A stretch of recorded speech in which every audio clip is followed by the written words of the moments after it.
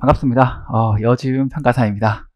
해커스 2025년 36회 우리 감정평가 실무 기출 강평 시작하겠습니다. 여러분들 정말 고생 많으셨습니다. 그쵸? 저도 이제 뭐 공부를 4년이나 하다 보니까 참 이제 그 시험을 치고 이렇게 바로 뭐 이렇게 다음 주 뭐 시험을 잘 쳤든 못 쳤든 간에 뭐 일단은 행복하죠, 우리는요. 왜냐면 아침에 시험을 안 풀어도 되니까. 그렇습니다. 그래서 정말 뭐 짧게는 뭐 한 1년 공부하신 분도 계실 거고 뭐 많게는 뭐 3, 4년 이상 공부하신 분도 계실 텐데요. 다들 정말 고생 많으셨습니다. 사실 지금 이렇게 라이브로 이제 해가지고 강평을 하고 있긴 하지만 그 뭐랄까 이 잘 보고 못 보고 부분은 너무 신경 쓰지 마시고요. 분명히 이제 그 거의 뭐 100이면 100 대부분의 이제 그 학생분들이 시험을 치러 들어가신 다음에 나오면 100% 만족할 수 있는 답안지를 쓸 수는 없어요.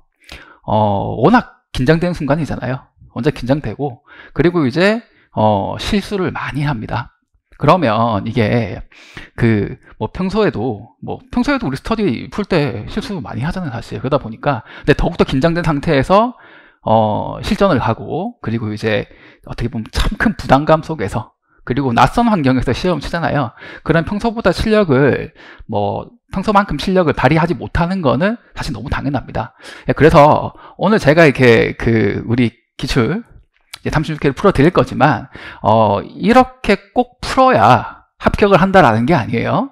사실 제가 오늘 말씀드리고 싶은 부분은 그래도 이 정도까지 풀어냈으면 충분히 합격을 노릴 만하다 라는 부분들을 먼저 좀 말씀드리고, 거기서 이제 이런 부분들이 되게 어렵기 때문에 이런 부분들까지 추가로 맞추신 분들이라고 하면 충분히 구독진이 강하다, 뭐 이런 내용들을 좀 위주로 설명드리고자 합니다. 그래서 지금 여러분들이 이제 우리 해커스 홈페이지 이런데 자료실 올라가 있잖아요. 그 문제랑 답안지, 문제는 이제 실제 답안지 저희가 타이핑 쳐가지고 올린 거거든요. 그 자료 받으시고, 그 다음에 이제 그 답안지, 제가 쓴 예시 답안지가 이제 있거든요. 그거 받으시고, 그 다음에 이제 제가 쓴 총평 내용이 있는데요. 요 세 가지 자료가 오늘 필요합니다. 그래서 이제 지금 혹시라도 다운 안 받으신 분이면요, 그거 다운 받아 보시고 받은 상태에서 이거 지금 강의를 보시기 바랍니다. 우선 오늘 강의 순서는 총평을 먼저 좀 해드리고요. 큰 그림 있잖아요, 큰 그림. 큰 그림을 먼저 좀 말씀을 드리고, 그 이후에 이제 세부적으로 꼼꼼하게 풀어드리겠습니다. 사실 뭐 시험을 우리 공부를 2년 이상 하셔가지고 시험장에서 갔다 온 곳이 명확하게 생각하시는 분들은요, 이 전반부에 있는 이 총평 부분, 요것만 들으셔도 아마 거의 감이 오실 거예요. 감이 오실 거고, 근데 이제 우리 시험이 되게 궁금해서 지금 처음 진입하신 분들이라던가 아니면 올해 생동차로 겨우 몇 개월 공부하고 들어가신 분들은 과연 어떻게 풀어야 되는 거지? 라는 부분이 궁금하실 수 있잖아요. 그런 부분들은 제가 이제 이 총평 이후에 문제를 꼼꼼하게 풀어드릴 거거든요.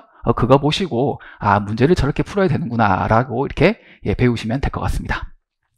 자, 그럼 본격적으로 36회 기출을 풀어보도록 하겠습니다. 자, 우리 자료 지금 이제 제가 만들어 드린 요 총평 자료 보시면 되겠고요. 우선 이제 전반적인 난이도부터 조금 말씀을 드리면, 작년이랑 동일하게 4번 문제가 약수로 배치가 되었습니다. 3번 문제 약수로 배치가 되고 1번이 3방식 문제였고요. 그리고 이제 2번 영어권, 그다음 3번이 이제 한백권 문제였는데, 전반적으로 봤을 때 지금 시간이 많이 소요되는 부분은 2번 문제 영어권에서 FC, FF를 한 것밖에 없었습니다. 그러다 보니까 전체적인 부분을 봤을 때 2년차까지 열심히 공부하신 분들이면 충분히 완주가 가능한 난이도였고요. 사실 완주가 가능하다는 것은 이제 난이도가 엄청 높진 않다라는 말씀 좀 드리고 싶어요. 그래서 제가 전반적인 난이도 중 정도로 말씀을 드렸는데요. 여기서 조금 더 이제 부연 설명해 드릴 거는 작년보다는 어렵다라는 겁니다. 사실 작년에 조금 쉽게 나오다 보니까, 그리고 작년에 2번 문제가 어떻게 보면 약술형에 가까웠죠. 그래서 작년도 2번이 약술형에 가깝고 4번이 또 이제 영어권 약술이었잖아요. 올해 분묘기지권 약술보다는 우리가 사실은 조금 더 친숙한 개념이죠. 그러다 보니까 작년보다는 올해 시험이 조금 더 시간이 걸렸을 것이고, 그리고 조금 더 어려웠을 거다라고 말씀드립니다. 그래서 작년보다는 전제가 좀 이제 난이도가 좀 올라갔기 때문에 작년보다는 평균 점수가 조금 낮을 거라고 예상이 되고요. 작년에 이제 어떻게 보면 이제 그 슬래시 라인, 합격의 슬래시 라인이 실무 50, 이론 55, 법규 60 정도로 해서 이제 평균 한 55, 뭐 정확하게는 평균 53점대에서 이제 커트라인이 끊겼는데요. 올해는 실무 부분은 작년보다는 한 3, 4점 정도 내려갈 것이 예측됩니다. 근데 요게 출제자분들 따라가지고 그 채점한 스타일에 따라서 이게 쉽다고 반드시 높게 나오고 어렵다고 반드시 낮게 나오는 건 아니거든요. 작년이랑 동일한 기준으로 채점을 한다 그러면 올해는 조금 낮게 나올 수도 있을 것 같다라는 말씀 드리는 거예요. 그래서 이 전반적으로 봤을 때 난이도 정도는 이 정도로 말씀드리면 될 것 같고요. 문제별로 사실 이제 어려운 부분들이 존재했었습니다. 1번 같은 경우에는 물음 1번, 2번 말고 약술인 3번 부분, 뭐 시장 동향을 약술하고, 그 다음에 이제 MPV 같은 이제 투자분석 기법에 대해서 그 변화를 뭐 설명하라라고 돼 있는데 약술이 조금 까다로웠죠. 그래서 이제 이 부분에서 변별력이 발생한다라는 부분. 그리고 이제 2번 같은 경우에는 FC, FF를 만드는 것 자체가 사실은 어렵죠. 그래서 이걸 꼼꼼하게 보신 분들, 평소에 연습하신 분들이라면 조금 이제 잘 풀었겠지만, 뭐 사실 30회 이후에 영어권이 너무 자주 나오다 보니까 조금 이제 연습을 좀 게을리했다라고 한다 그러면 사실 그러면 이제 조금 적게 나올 수밖에 없는 부분이고요. 그래서 1번에서는 물음 3번, 2번에서는 물음 1 자체의 정확성, 3번은 사실은 변별력이 많이 없습니다. 그 3번은 사실 뭐 이제 숫자까지 맞출 수 있는 부분이었거든요. 그러다 보니까 3번은 사실은 실수를 좀 하셨으면 그거는 이제 조금 이제 그 합격권에서 좀 내려간다 수밖에 없다라는 말씀드리고요. 4번은 사실 큰 차이가 많이 안 날 것 같아요. 분묘기지권이라는 부분 자체가 우리 실무 파트에서 그렇게 이제 엄청나게 뭐랄까 중요한 파트로 다뤄지는 부분들은 아니잖아요. 그러다 보니까 특히 분묘기지권의 성립 요건이라고 한다고 하는 거는 어떻게 보면 감정평가 2차 실무시험의 영역에서 조금 벗어나는 느낌도 있긴 있죠. 뭐 1차 민법 같은 느낌도 들기도 하고 아니면 다른 파트 느낌도 들기도 하는 건데, 그러다 보니까 4번 자체 약술은 조금 어려운 편이기 때문에 적당하게만 쓰셨으면 일반적인 합격권에 계시는 분들 안에서는 큰 편차가 없을 것 같다 말씀드립니다. 그래서 이렇게 지금 물음으로 제가 좀 말씀드렸는데요. 그러면 지금 이 상황에서 여러분들께 말씀드릴 부분이 있는 거죠. 그러면 올해는 어떤 부분을 맞췄어야 되고 어떤 부분은 추가로 맞추면 고득점이 된다라는 건데요.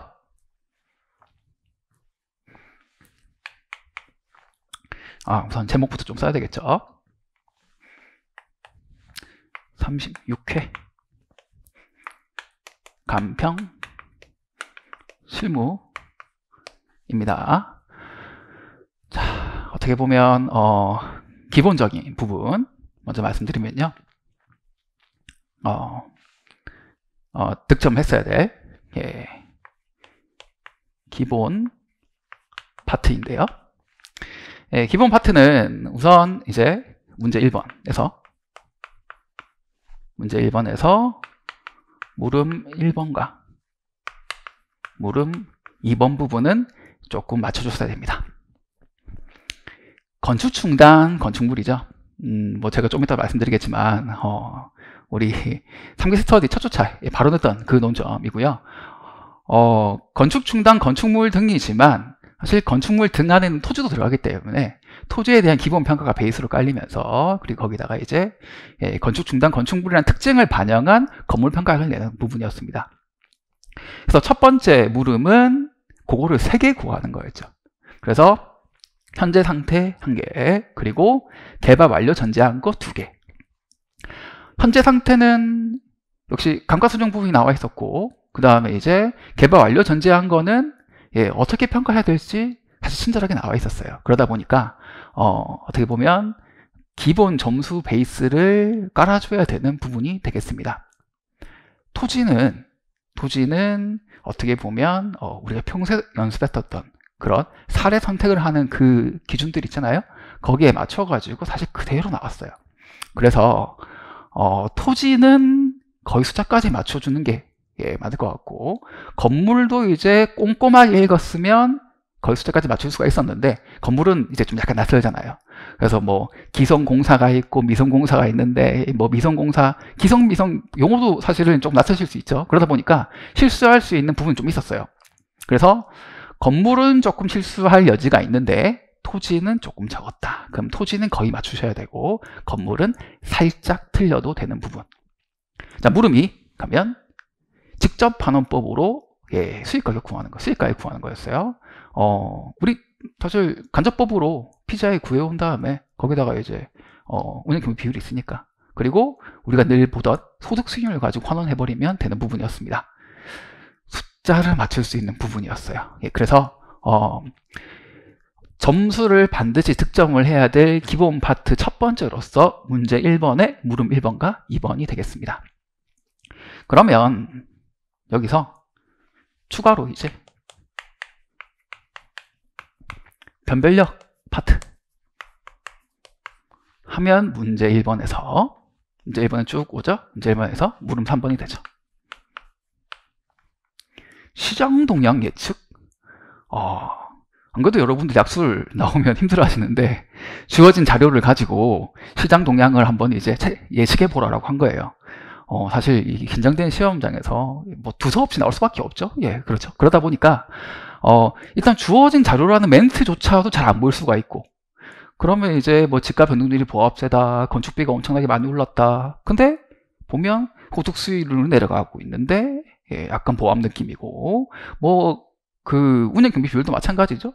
큰 변동이 없는 상황에서 흘러가고 있는, 그리고 임대료 변동률 같은 것도 보시면 0.2%라는 회귀 모형이 나와 있어요. 그러다 보니까 그러면 소폭 하락세 내지는 거의 보합 뭐 이런 느낌으로 나오는데, 그거를 그쵸, 저야 이제 저야 제 사무실에 앉아가지고 이렇게 문제를 천천히 보면서 읽으니까 보이는 건데, 여러분 되게 힘들었을 거예요. 거기다가 추가로 뒤에 BI랑 ILR이랑 그 다음에 MPV 가지고 그 구조식, 산식을 가지고 변화를 설명해 보라 그랬는데 아주 어려운 부분이거든요. 그래서 이 부분은 잘 쓰셨으면 고득점, 조금 부족하더라도 큰 차이가 없을 거다. 이 파트를 잘 못 썼다고 그래가지고 합격이 안 된다는 건 아니다 라고 말씀드리고 싶습니다. 자, 갑니다. 그 다음 기본 마트는 이제 문제 2번인데요. 자, 문제 2번 부분에서는 솔직히 저는 이제 여기 좀 놓고 싶어요. FC, FF든 영업 투어 자본이든 간에. 왜냐하면 우린 연습을 많이 했으니까. 뭐 기출을 풀 때부터 연습을 많이 했잖아요. 그리고 이제 뭐 사실 이제 오늘도 보면 제가 FC, FF 연습을 얼마나 많이 시켜드렸고, 제가 항상 마지막에도 말씀드리죠. DCF랑 그 다음에 역시 FC, FF도 DCF잖아요. 요거 무조건 연습하고 가야 된다 말씀드렸습니다. 그래서 솔직히 FC, FF를 하는 것 자체는 여기는 물음 1, 2 둘 다인데 일단 물음 1에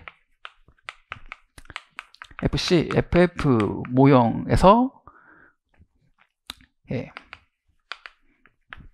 DCF법을 하는 거는 기본으로 좀 놓고 싶어요. 그런데 이제 여기 이 안에서 어려운 게 있었죠. 어려운 게 여기 그냥 하나 써드릴까요? 여기도 쓸 거니까 여기에 뭘 쓸 거냐면 아까 말씀드렸던 시장 동향, 그리고 투자 분석 기법을 활용하는 거 어려웠다 말씀을 드리고, 그 다음에 여기에서 어려운 게 뭐였냐면 그 세율 소득세율 범위세를 쓰는 거. 물론 제가 이제 마지막 스터디 자료 때 뭐 자료 드리곤 하긴 했지만 영어권 약술이 작년에 나오다 보니까 사실 이제 크게 신경 쓰지 못한 부분도 있을 수 있죠. 그러다 보니 여기 이제 어떻게 보면 세율 쓰는 거, 뭐 소득세율 쓰는 거, 그리고 대표자 급여를 별도로 반영해야 되는 거,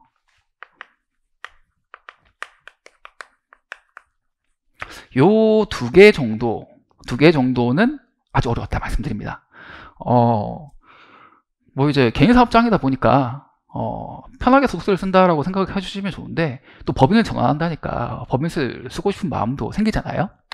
그리고 이 내용을 알고 있다 하더라도 현장에서는 또 헷갈리는 부분이기도 하고요. 그래서 이 세율을 쓰는 것 부분들은 아주 많은 수험생분들이 틀렸을 가능성이 높습니다. 그 대표자 급여인데요. 문구를 읽어보면 조금 애매해요. 역시 대표자 급여, 대표자의 적정 급여를 반영한다는 내용을 알고 있었으면 좀 쉽게 들어갈 수 있는 부분인 건데, 예, 역시 이 둘 다 아주 현업적인 내용들이기 때문에 여러분들한테 이제 평소에 이게 뭔가 강력하게 와닿지 않은 부분이었다라고 말씀드려요. 그래서 대표자 급여를 반영하셨으면 정말 잘하신 거고, 반영을 못했으면 그래도 괜찮습니다. 어려웠던 부분이라는 거예요. FCF 모형 DC법을 통해 가지고 우리 WCC 구하는 거 쉽잖아요. 예, 요거 잘 만들어서 할인율은 좀 그대로 맞춰주시고, FCFF 모형까지 가가지고는 숫자까지 맞추는 건 거의 불가능하죠. 왜냐하면 중간중간에 계산을 조금만 틀려도 뒤에는 완전 다 바뀌어요. 그러다 보니까 숫자를 맞추는 건 전혀, 예, 이거는 기본 내용이 아닙니다. 이 DCF 테이블을 까지 만들어서 뭔가 안에 있는 그 FCFF까지 오는 그 과정들 있잖아요. 그 현금 흐름표를 보내주는 것까지가 사실 기본 원점이라는 말씀드려요. 그래서 이제 그 내용 안에서 좀 어려웠던 부분들이 이거다라고 말씀드립니다. 그리고 이제 그 물음 위에 영업 투하자본인데요.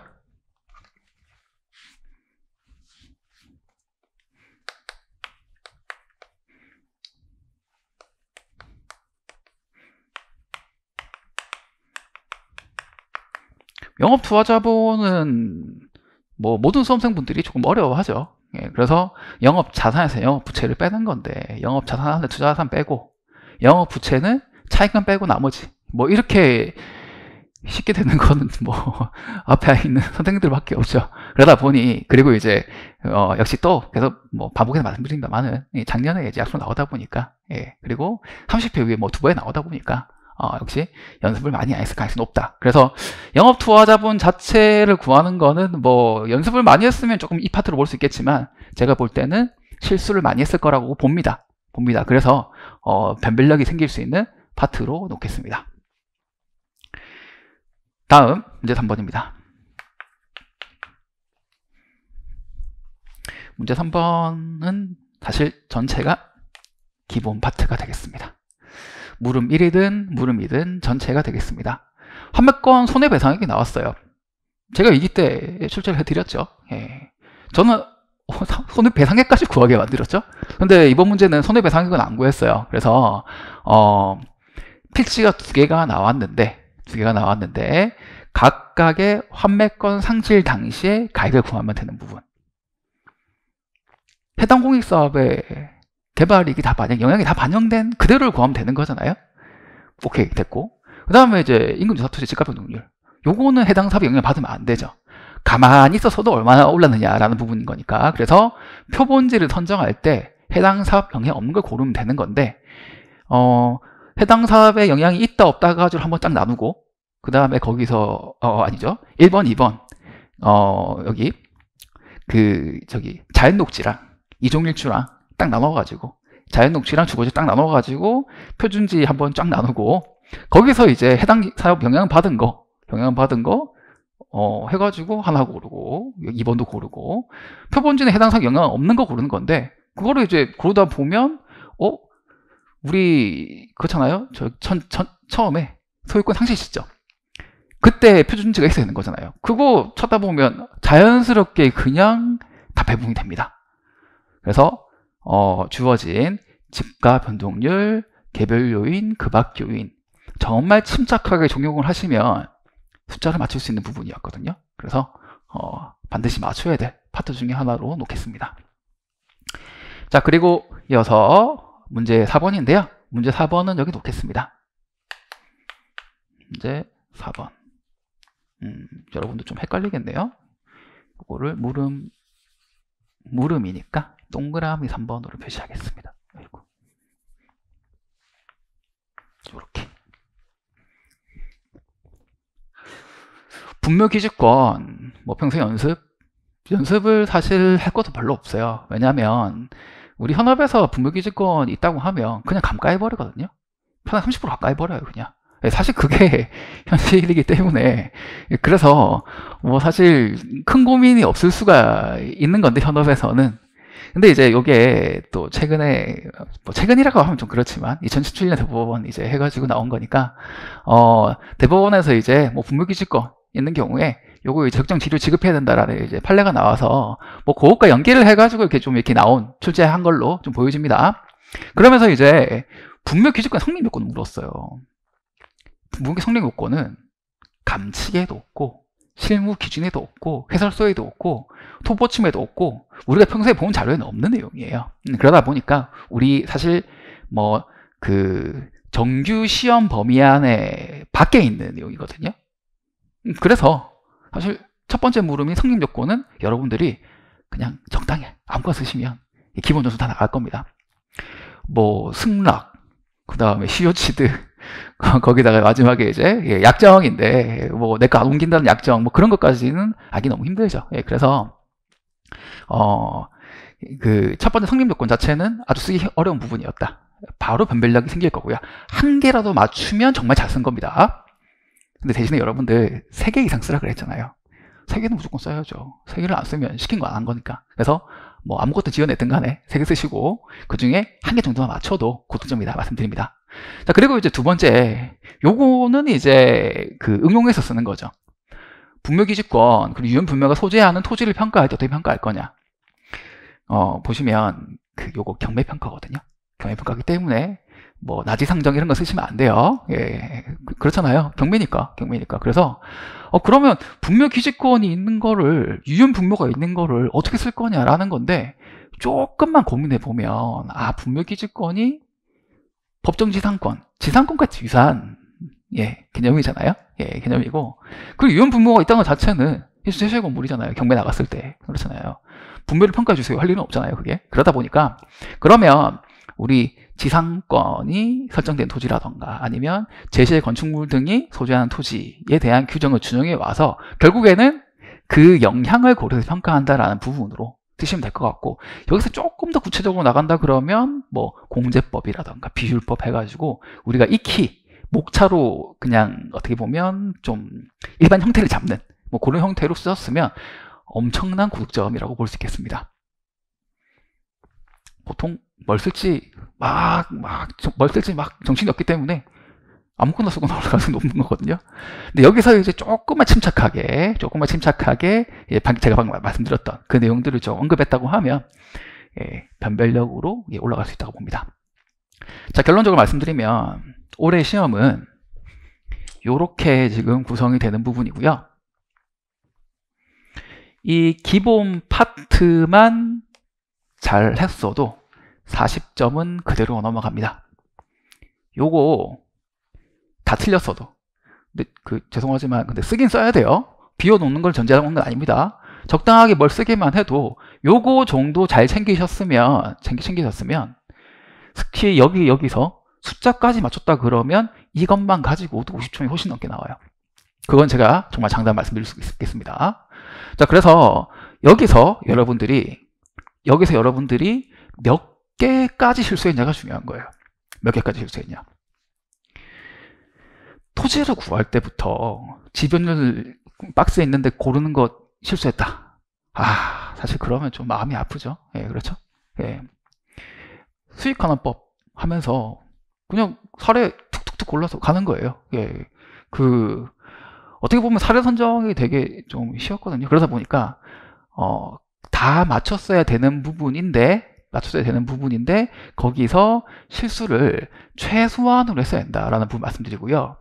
여기서 그리고 여기서 뭐 일반적인 모형 구축 못하고 할인율 틀렸다 뭐 이런 부분들, 그 다음에 문제 3번에서 어떻게 보면 이제 그 표준지와 표본지를 고르는 과정에서 또 실수가 있었다 한다 그러면 그거 하나하나가 데미지가 조금 큽니다. 제가 볼 때는 그래도 여러분들이 이거를 뭐 잘 못했다는 전제를 하는 거예요. 이 부분에서 뭔가 특별하게 내가 맞추거나 한 게 없다. 이거는 일단은 채우긴 했는데 다 틀렸다. 근데 여기 왔어요. 그럼 여기서 그러면 이걸 다 틀렸다는 전제 안에서 이 안에서 그럼 몇 개까지 실수해야 되냐 한다 그러면 제가 볼 땐 그래도 4개 이하로 실수를 하셔야 45점 나올 수 있겠다 말씀드려요. 이걸 잘 못 썼는데 여기서 뭐 7, 8개 실수했다 그러면 그거는 조금 이제 어려울 수 있지 않나 생각 듭니다. 근데 뭐 다들 그 정도는 아니잖아요. 그렇죠? 예. 여러분도 믿습니다. 그리고 특히 우리 해커스 다 믿습니다. 연락이 많이 오고 계신데 제가 이제 인터뷰한 분들은 이 안에서 5개 이상 틀리신 분은 없어요. 예, 그래서 여러분들은 이제 일단은 명가락은 다 면했다. 좀 생각을 하면 좋을 것 같고. 자, 근데 여기서 이제, 여기서 플러스 알파가 되는 거죠. 점수.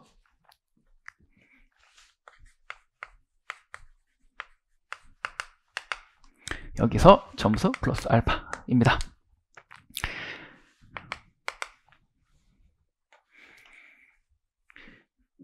이거는 참 많이 어려웠기 때문에 저는 여러분들이 사실 이걸 좀 맞추길 바래요. 어떻게 찍어서라도 둘 중 하나 찍었는데 우연히 맞췄다. 박수. 대표자 급여는 뭔가 해야 될 것 같잖아요. 아니, 대표자 급여 원래 개인 사업장이고 그럼 대표가 열심히 일해가지고 발생한 이제 매출, 영업이익이에요. 그러면 뭔가 대표자의 급여를 쓱 빼고 대표자 급여가 포함된 게 초과이익이다 하면 조금 이상하잖아요. 대표가 열심히 일하고 사실 그거는 기본 전제가 깔려 있는 거고 그 이상을 잘해야 영업권인 거잖아요. 그러니까 어떻게 찍어서 잘 맞추길 바랍니다. 그리고 자료도 보면 100만 원씩 뭐 더해서 올린다라는 표현이 나오잖아요. 마치 해야 될 것처럼 나왔잖아요. 있을 거라 믿고요. 영업 투하 자본 맞췄으면 참 좋을 텐데. 예, 그렇습니다. 그래서 요거를 만약에 다 맞추고 여기서 숫자를 조금 틀렸다 한다 그러면 여기서만 제가 볼 때 22, 3점이 그냥 나오는 거예요. 그럼 편하게 그냥 50점 중반 이상으로 합격을 하시는 거고요. 거기서 이제 여러분들이 이제 문제 4번에서 뭐 성립 요건 하나 정도 맞추고 그 다음 제가 말씀드렸던 실무기준상 내용을 준용을 해가지고 뭐 비율법 같은 것들을 언급했다 한다 그러면 그 60점이 나올 거고요. 이것마저 잘 쓰셨으면 60점 중후반까지도 노려볼 수 있겠습니다. 여러분 작년에 35회 합격생분들 뭐 인터뷰도 보시고 하셨을 거예요. 70점이라는 점수가 완전 꿈의 점수는 아니에요. 우리 해커스 영상 찍으신 그 여자 평균 한 분도 69.5 받으셨잖아요. 69.5.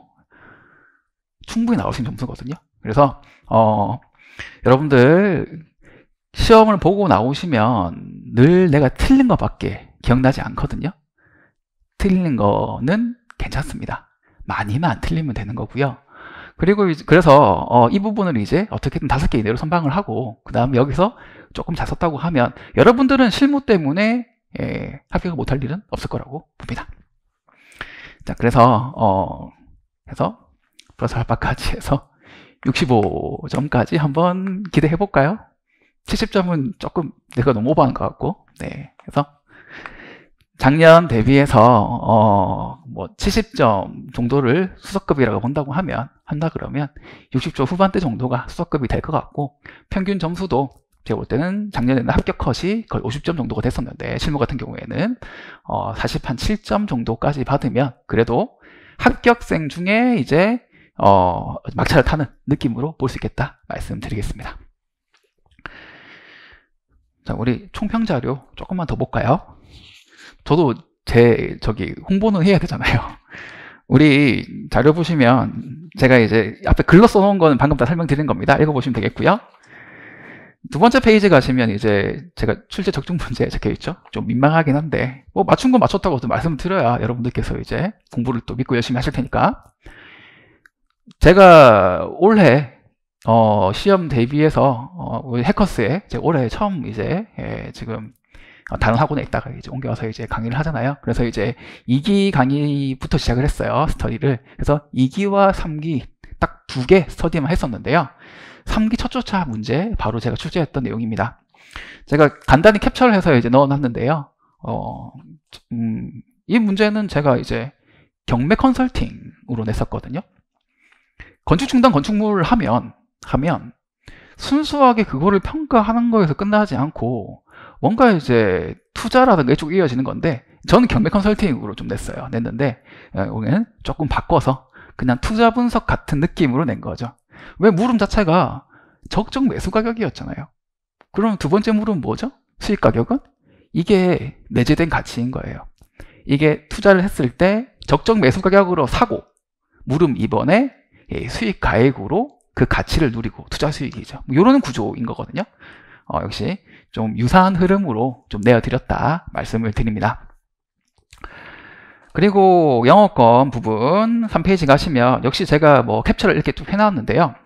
솔직히 제가 뭐 영어권이 작년에 나오고 뭐 30회 이후에도 2번이나 나왔는데 그걸 스터디에 또 내면 욕먹잖아요. 그러다 보니 여러분들께 이제 사실 기출 강의라던가, 제가 그것도 했었죠. 여러분들께 그 종합 문풀, 제가 여기 1월달에 오자마자 종합 문풀 해서 12회차까지 해서 각 파트별로 정리를 쫙 해드렸는데, 그 중에 기업가치 무형자산도 있었잖아요. 영어권도 당연히 다뤄드렸고, 그래서 스터디에서는 이제 뭐 욕먹을 것 때문에 안 됐지만 여러분들 실제로 여러분들께 뭐 문풀 강의라던가, 그리고 이제 여기 그 우리 책에도 제 기본 교재 중급에도 이제 문제가 있죠. 그래서 이제 그렇게 연습을 시켜 드렸고, 그리고 이제 어떻게 보면 영업 투자자본 여기 있잖아요. 제가 FC, FF는 얼마나 풀라고 말씀 많이 드렸습니까?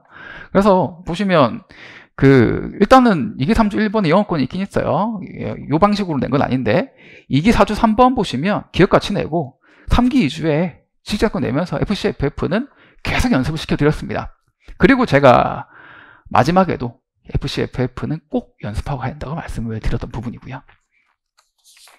그 다음 넘기면 요게 제가 마지막 끝장 특강대 나눠드렸던 자료죠. 우리 감정평가 협회, 우리 한국감정평가 협회에서 매년 심사를 하면서 여러분들이 협회 심사 올릴 때 좀 유의해서 올려라. 그리고 사실 협회 심사권이 아니더라도 여러분 스스로 평가할 때 잘 지켜라라는 이제 내용이 있었는데, 그 자료 중에 하나가 여기 하나 나와 있는 거잖아요. 그래서 자료를 보시면 중간에 이제 수익 비용 등을 추정할 때 두 번째 내용이 개인 사업장의 경우 적정 대표자 급여가 반영되어야 하며 라는 표현되어 있고, 일정 금액 또는 매출액 대비 일정률 표시해라 라고 되어 있습니다. 자, 그리고 이제 그 밑에 세금의 계산은 기준 시점의 업태, 즉 법인 또는 개인 사업장에 따라 해당 세율을 적용하라고 되어 있어요. 기준 시점에 개인 사업장이면 소득세율을 적용해야 되는 그런 내용이 있었죠. 그래서 마지막 자료에서도 여러분들께 챙겨드린 바가 있다고 말씀드립니다. 그리고 3번인데요. 환매권 손해배상액 부분 보시면 요거는 제가 방금도 말씀드렸지만 손해배상액으로 내드렸어요. 내드렸고 제가 낸 문제보다 조금 다운그레이드 돼가지고 이제 출제가 되었다 말씀드립니다. 3기 3주 때 연습을 했어요. 뭐 시험에서 많이 남지 않은 시기에 했던 자료죠. 그러다 보니까 충분히 여러분들이 준비할 수 있었다라고 말씀을 드리겠습니다. 4번까지 맞췄다고 하면 너무하죠? 그래서 넘어가겠습니다. 그래서 같이 연습을 충분히 했던 우리 세 문제, 네 문제 엿들을 뿐이고요. 이 정도 말씀드렸으면 여러분들이 이제 내가 친 시험에서 몇 점 정도를 내가 받았을 것 같다라는 생각이 들 거거든요. 구체적인 내용은 이 답안지를 보시면서 여러분들이 시험 보고 나오신 다음에 내 답안지를 한번 쭉 써보시고 제 답안이랑 비교해서 완전 실전 형태로 써드렸거든요. 그래서 여기 구조를 보시고, 구조부터 보시고 내가 쓴 답안이랑 내가 현장에 쓰고 온 답안이랑 대조를 해가면서 기본적인 걸 몇 개 실수했는지, 그리고 구득점 부분을 몇 개에서 맞췄는지 확인하시면 좋겠습니다. 갑자기 자신감이 올라가죠? 합격할 것 같죠? 다들? 꼭 그런 마음 드셨으면 좋겠습니다. 저는 오늘 여러분들께 뭐 반드시 이렇게 풀어야 된다, 아니면 뭐 합격 못한다 이런 말씀 드리는 거 아니에요. 제가 늘 말씀드리면은 우리 합격 컷이 겨우 50점이잖아요. 그럼 반 틀려도 된다는 얘기거든요. 반. 나머지에서 예, 적당히 잘 쓰면 합격한다라는 부분이니까 반드시 너무 실망하지 마시고 즐거운 마음으로 합격을 결과를 기다리시기 바라겠습니다. 자, 그래서 일단은 한 40분 정도 해서 지금 제가 중요한 부분 먼저 말씀을 드렸습니다. 자, 이제는 꼼꼼하게 하나씩 풀어보도록 하겠습니다. 문제 1번부터 보도록 하겠습니다. 자, 우리 문제 1번 첫 줄 해서 갑은 건축공사가 중단된 부동산과 관련된 감정평가를 받았다 하면서 이제 물음이 하나, 둘, 세 개가 나와요. 자, 문제 1번. 건축 중단 건축물 등이고 물음 1번인데요. 자, 구해야 될 것이 지금 3개가 있습니다. 현재 상태대로의 적정 매수 가격,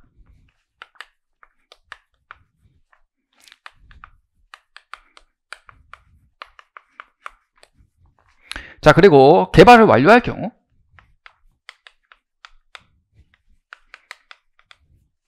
경우에 역시 개발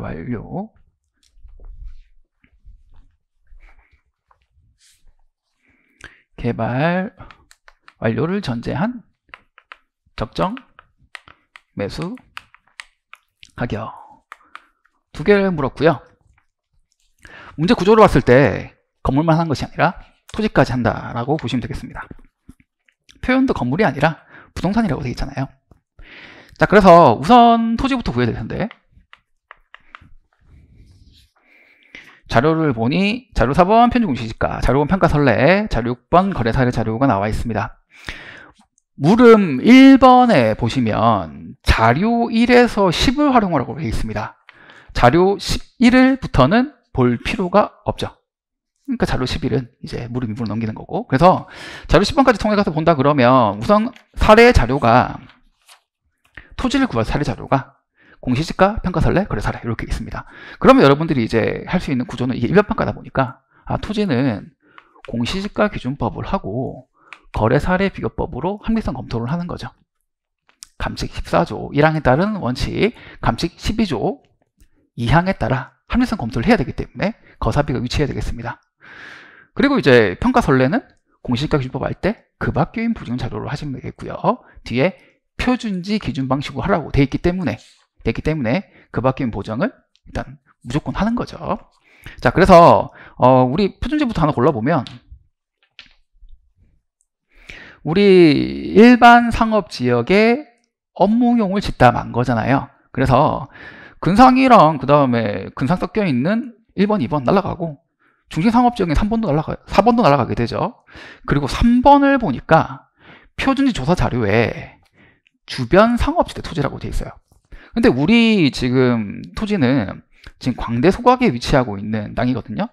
그리고 이제 문제 전체의 구조로 봤을 때 우리가 주변 상업지대가 아니라 이런 광대를 끼고 있는 노선 상가지대에 위치하고 있는 토지다라고 볼 수 있겠네요. 그래서 결국에는 이제 용도지역이랑 주위 환경 때문에, 주변 환경 때문에 1, 2, 3, 4는 배제가 되고 5번이 표준지로 골라지게 되겠습니다.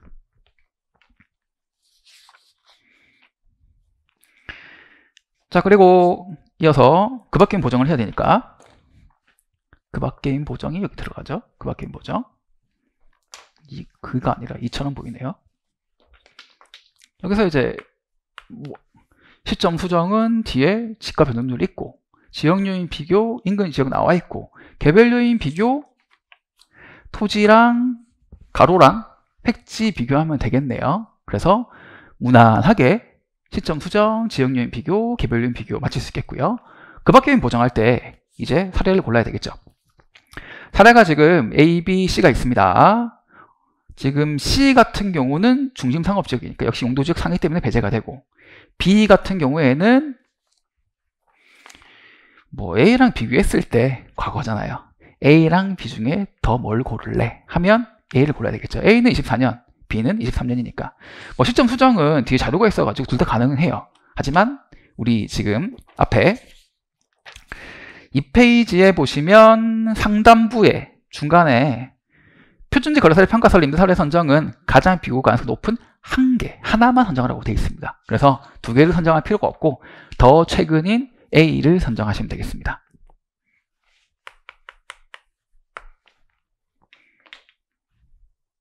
그래서 표준지를 가지고 시점 수정을 하고 그 위에 분자를 올리는데 평가설례 가지고 와가지고 시점 수정하시고 그 다음에 지역요인 인근지역 1 넣고 개별요인 비교는 표준지와 평가설례 비교해가지고 넣으시면 되겠죠. 이 자리에 들어가면 되겠습니다.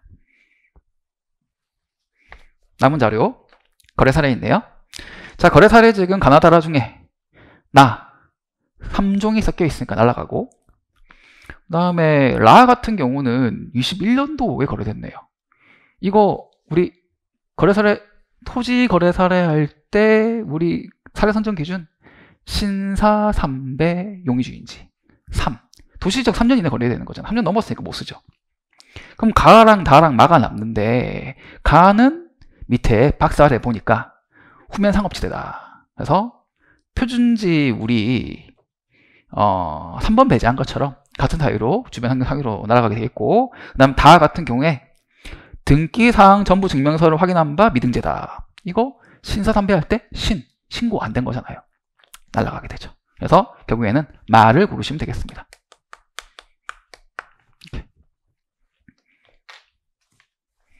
그래서 특별한 사정 보정 내용이 없고 시점 수정은 뒤에 있는 시점 수정 자료 쓰시면 되고 지역 요인 인근 지역 1, 개별 요인 동일하게 비교하시면 끝나게 되죠. 네, 여기까지입니다. 건물 해볼까요? 건물은 자료가 직접 자료를 활용한 원가법만 가능합니다. 오늘 자료가 그거밖에 없으니까요. 그래서 자료를 보니까 지금 우선 자료 2번에 그 공사 중단 건물과 관련된 조사 자료가 나와 있는데 보시면 기성공사 내역 안에 설계안이 있고 기성공사가 있어요. 기성공사 이미 벌써 한 거, 완성한 거 이렇게 되죠. 그래서 투입된 공사, 지금까지 완료한 공사는 기성공사비로 봐야 되겠습니다.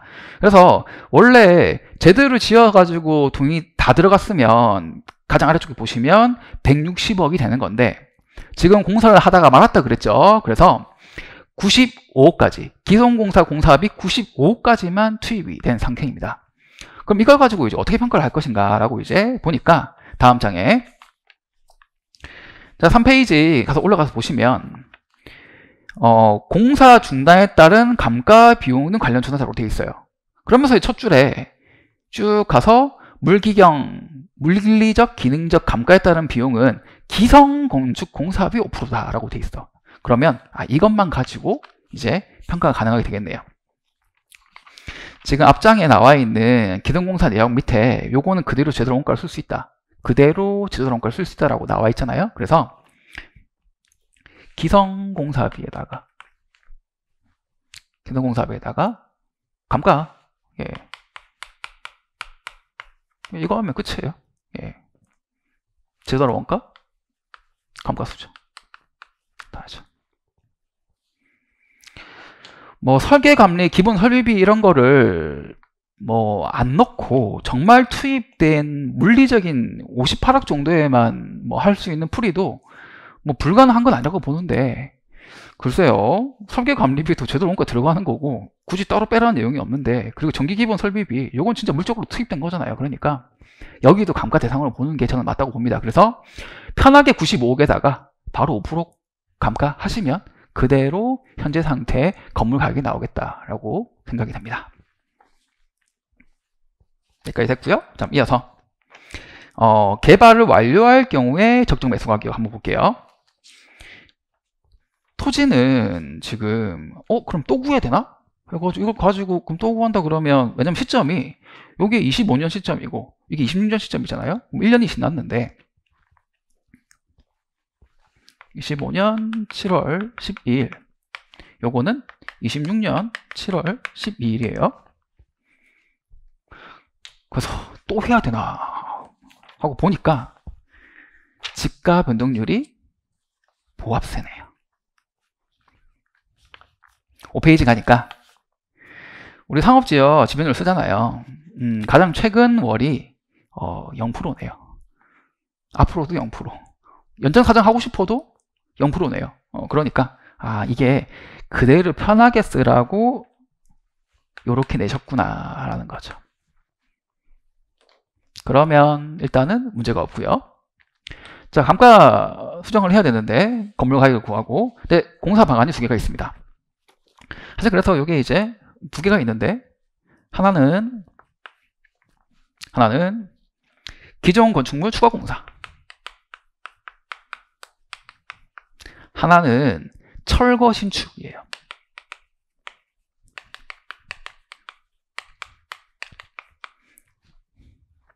추가 공사, 지금 있는 거 그냥 놔두고 거기서 이제 공사를 더해가지고 마무리하겠다라는 것이고, 철거 신축은 싹 밀어버리고 새 건물 올리겠다라는 내용이죠. 자, 그래서 토지는 어차피 이거든 저거든 간에 똑같이 들어가게 되는 건데, 여기 건물을 평가할 때 내용이 조금 달라지게 되죠. 그래서 첫 번째 내용을 보시면 미성공사비, 지금 3페이지에 재료 3번의 두 번째 줄입니다. 그래서 미성건축공사비의 20% 증가 요인 보정한다. 그러면 뭐 기존, 그러니까 추가 공사니까 일단 기성공사비 그대로 두고 여기다가 추가로 투입돼야 될 미성공사비에다가 곱하기 1.2 하면 되겠네요. 이걸로 날리는 건 안 되죠. 안 되죠. 일단 기존 걸 놔두고 추가로 투입됐는데 하던 거를 넘겨받아서 추가 공사하다 보니까 돈이 좀 더 든다라는 거죠. 그래서 앞에 내용을 보시면 지금 기성공사비 95억이고 설계가 총 160억이에요. 그러면 남은 공사비는 65억이죠. 이게 미성공사비가 되고, 미성공사비 20%를 더해가지고 이제 구하면 되겠다입니다. 추가로가 아니라, 자, 두 번째 철거 신축 공사 부분인데요. 자, 요거는 철거비를 일단 넣을 거냐라는 부분이 있고, 이건 조금 어려우니까 철거비.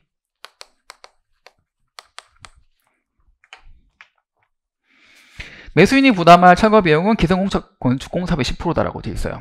그러면 기존의 95억에다가 10% 해서 9억 5천이면 철거한다라는 부분이고, 여기다가 이제 싹 밀었죠. 지금 철거비 들였으니까. 그리고 신축으로 올린다고 하면 밑에 쪽 보시면 총 공사비가 설계안 대비 20% 증가가 된다라는 거예요. 그러면 우리 설계 총 공사비 165억 있었죠? 그냥 총 공사비라 쓰겠습니다.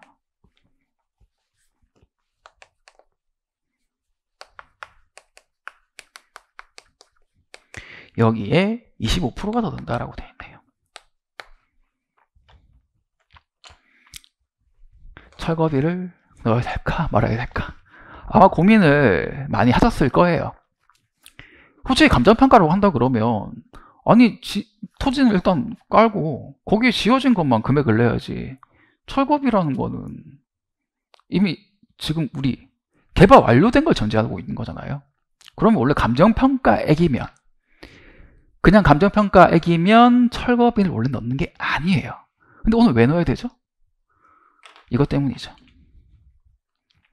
매수 가격이기 때문입니다. 그래서 이거를 넣어야 돼요. 포함시켜야 됩니다. 개발 완료된 거를 산다는 그 전제예요. 개발 완료된 걸 산다라는 전제. 그러면 개발을 이거를 싹 밀고 신축한 사람이, 나 철거비 9억 5천 더 들었어, 너가 나 거 가져가려면 이건 줘야지, 딸랑 이거 토지랑 건물 원가만 주고 사가면 어떡해 라는 거예요. 그러니까 철거비 넣어야 되는 거예요. 왜? 매수 가격이니까. 그렇죠? 네. 그래서 요거를 하나 이제 넣는 것이 약간 이제 변별력이 있었다 말씀드리고요. 그리고 이제 지금 이 두 개가 나왔는데, 이 두 개를 놔두고 넘어갈 거냐, 아니면 요거 두 개 중에서 한 개를 선택할 거냐라는 것이 문제가 됩니다. 대답안 보면 선택을 하고 있죠. 뭘로? 이게 더 작죠? 그래서 요걸로 선택하고 있습니다. 왜 이걸로 해야 되죠? 선택이 왜 해야 되죠? 매수 가격을 그냥 구해 보라가 아니라 적정한 매수 가격을 만드는 거예요. 적정한 거. 적정이랑 이 출제자가 준 멘트를 그냥 한 개도 그냥 버릴 수는 없는 거거든요. 다 의미가 있는 겁니다. 그래서 적정한 매수 가격을 평가하는 거예요. 그러면 당연히 더 작은 거, 반대로 썼네요. 네. 금액을 내보면 얘가 더 많이 나오거든요. 누가 돈 더 들여서 해요? 지금 내용을 구조를 보면 기존 걸 유지해서 추가 공사하는 거랑 철거 신축하는 거랑 무릎 위에서 다르게 안 구합니다. 이렇게 짓든 저렇게 짓든 간에 완성품의 가치는 똑같다라는 거예요. 그러면 바보가 아닌 이상 비싸게 주면 안 되죠. 사주고 사면 안 되죠. 싸게 주고 사야죠. 그래서 더 작은 금액인 추가 공사로 적정 매수 금액을 선택하는 과정이 필요했습니다. 이것도 어려운 부분이었죠.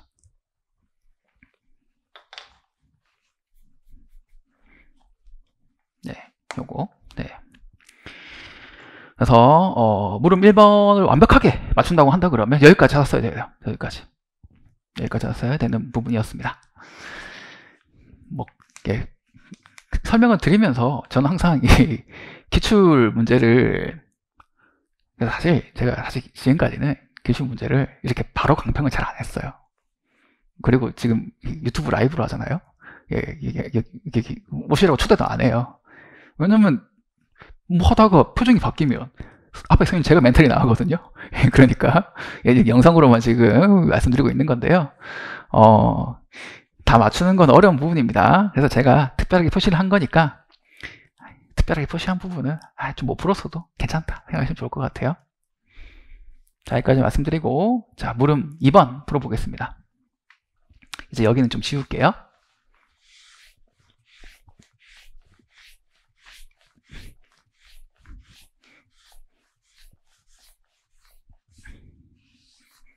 자, 물음 2번. 개발 완료를 전제할 때 수익 가격을 구하는 부분이었습니다.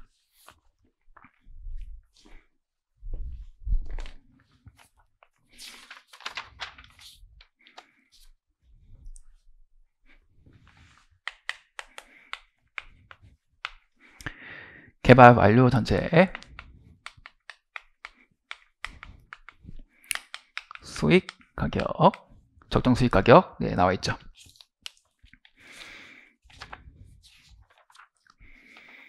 우리 지금 돌아가서 그럼 남은 자료가 이제 자료 11번부터가 남아 있습니다.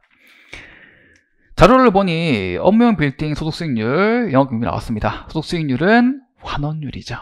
영업경비 비율은 영업경비를 곱해야 될 PGI다, EGI에다가 곱하면 이제 NOI가 나오겠죠. 그러면 다음 장에 PGI를 구할 수 있는 자료가 나와야 되겠죠? 임대 사례 나옵니다. 그래서 지금 더 이상의 자료가 없어요. 없기 때문에 오늘은 직접 환원법이다라는 부분이고요. DCM 직접 환원법. 그래서 구조가 NOI를 구하고 이제 R을 나눠가지고 결정하게 되는 건데 R은 그대로 R 먼저 할까요? 예, R은 그대로 소득수익률입니다. 근데 이 소득수익률을 쓸 때 자료를 봤을 때 24년 3분기, 4분기, 25년 1분기, 2분기 주어졌어요. 그럼 고민이 되죠.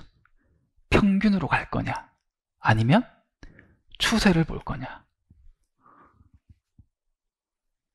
3.4, 3.3, 3.2, 3.2 다음 장 넘기면 기타 사항 25년 2분기 이후 변동 없다. 지금 우리가 언제 걸 구하죠? 이거 개발 완료인 거니까 이것도 사실 26년 기준이에요. 이것도 26년 7월 12일 기준 7월 12일 기준 25년 거는 평균 쓸 거예요. 3.4, 3.3, 3.2, 3.2 그러면 내년에는 보합세례매 그냥 3.2잖아요. 3.2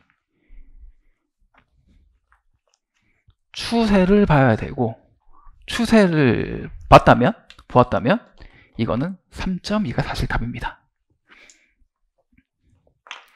추세 그래서 3점이죠.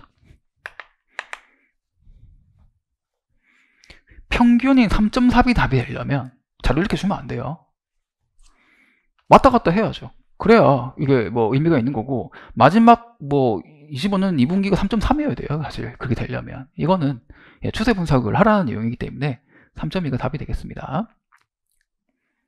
역시 시험장에서 보면 쉽지 않죠. 예. 자, 그래서 일단 이렇게 말씀드리고, 그 다음에 이제 앞에 들어가서 이제 NOI 구해야 되죠. NOI. 그래서 이제 PGI를 구해가지고 가야 되는데, PGI 구할 때 임대사례 선정을 해야 되죠.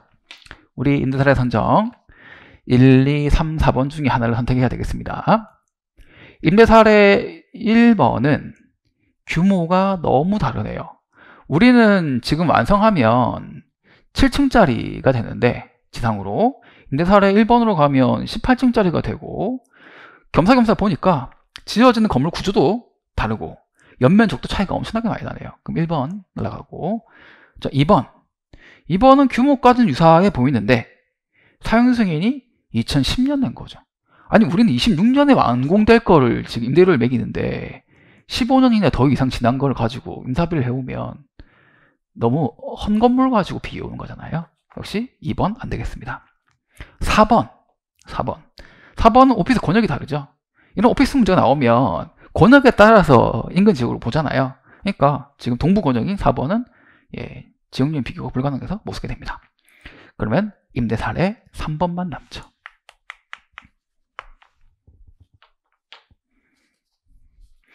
주어진 연간 실질 임대료, 다행스럽게 뭐 보증금, 그 다음에 월세, 뭐 관리비, 그 다음에 렌트프리 이런 표현 없이 편하게 그냥 실질 임대료로 주어졌습니다. 그럼 요거 그대로 가져와서 사정 보정 내용 없으니까 1, 시점 수정은 바로 밑에 임대료 지수가 2% 내려가네요. 요거 하나 넣고, 그 다음에 지역 개별별 비교 통합 비교치 나왔습니다. 일괄 비교하는 거죠. 그래서 이제 대상 100 임대사례 98 비교해 보시면 되겠고요. 그러면 이제 대상의 실질 임대료 단가가 되었고, 여기다 면적 곱하면 되는데, 면적은 바로 위에 있는 임대 면적은 건물 연면적으로 본다라고 되어 있습니다. 그래서 우리 대상의 건물 연면적이 8,000을 곱해 주시면 PGI 총액이 나오게 되죠.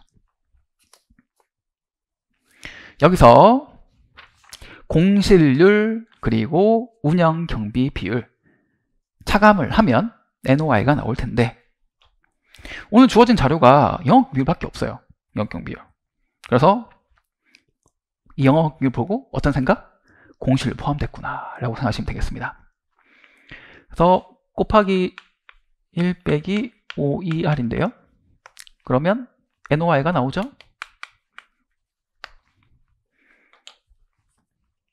이 NOI 구할 때 역시 뭐? 추세 분석, 추세 똑같이 48, 49, 50, 50이에요. 그리고 변동 없음 50이죠.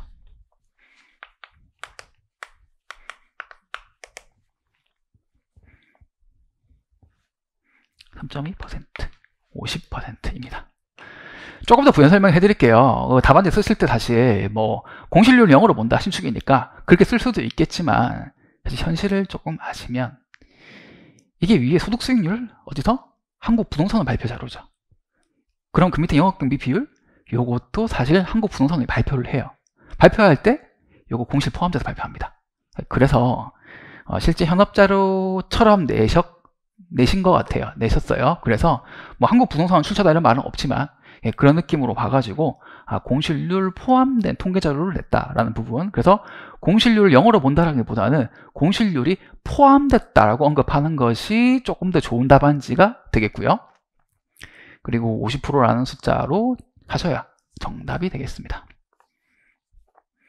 그러니까 이게 소득 수익률이 내려가고 있고, 그 다음에 여기 영업경비 올라가고 있고, 미미하지만 내려왔다가 보합, 미미하게 올라갔지만 보합이죠. 둘 다 시장 상황이 하향 추세에다가 조금 이제 그대로 유지되는 느낌이 보입니다. 뭐 이런 느낌으로 이제 가는 거죠. 내용 자체가. 자, 그래서 지금 여기까지 하면 우리가 그 기본적으로 좀 숫자를 맞춰줬어야 되는 부분까지 다 풀어본 것 같아요. 이제 물음 3번만 해결하면 되겠습니다.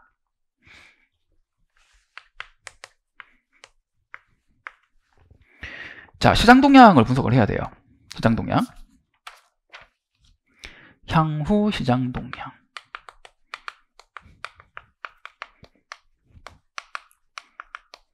근데 뭐? 주어진 자료에 따른이에요. 그래서 이런 말이 나오면 좀 무서운 게 주어진 자료를 그러면 11번부터 보는 건가 싶기도 하고 그 이전 거부터 봐야 되나 싶기도 한 건데 우리 지금 물음 1번이 자료 1에서 10이라는 표현을 한 것 보니까 이 자료를 이렇게 좀 확정시켜주지 않는 물음 3번으로 간다고 하면 아 이거 다 봐야 되는구나 라고 조금 이제 보셔야 되겠습니다. 자, 그래서 저는 이제 여러분들께 이 물음 3번의 답을 조금 두 가지로 말씀을 드리고 싶어요.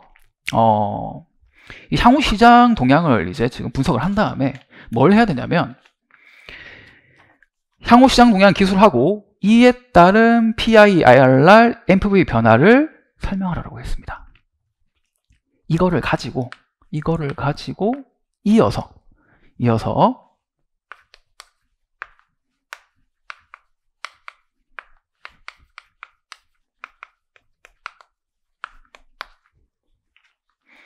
그러면 이게 지금 풀이가 두 가지 나올 수가 있는데 향후 시장 동향이 자료를 쭉 보면 막 여러 가지가 나올 수 있겠지만 우선 우리 토지부터 본다고 하면 토지 보합세예요. 토지 보합세. 그냥 편하게 풀려고 준 것도 있겠지만 연계를 시키면 땅값은 보합이다 라는 거예요. 건물은 싹 밀고 새로 지으니까 25% 더 들어요. 1년 뒤에 25% 더 오른단 말이죠. 그러면 건축비는 폭등하는 형태. 지금 시장 상황이 그렇잖아요. 토지, 보합, 건축비, 폭등. 그냥 상승도의 폭등. 자, 그런데 여기로 보면 미미한 하향세에서 보합 느낌이죠.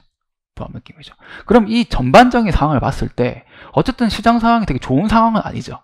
자, 시장 상황이 좋은 상황이 아니기 때문에 별로 시장 상황이 안 좋다.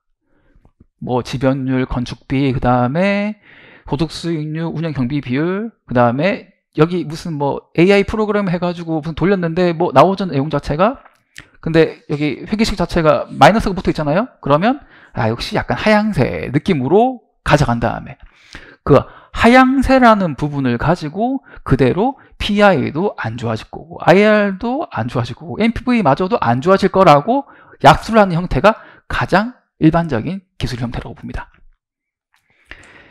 문구가 좀 애매해요. 구조식을 활용해서 설명하시오로 했습니다. 설명하시오. 그러면 말로만 써라라는 것도 충분히 이해가 되죠. 약술형으로 볼 수 있는 거잖아요. 그러면 이것도 약술을 하고 이것도 따로 뭐 안 보여주고 약술만 하면 될 거로 보이긴 해요.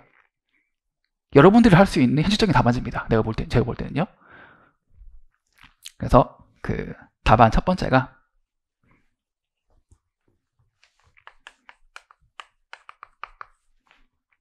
하향, 시장 등을 언급하고 요 투자 분석 수치 자체가 안 좋아질 거다라고 하는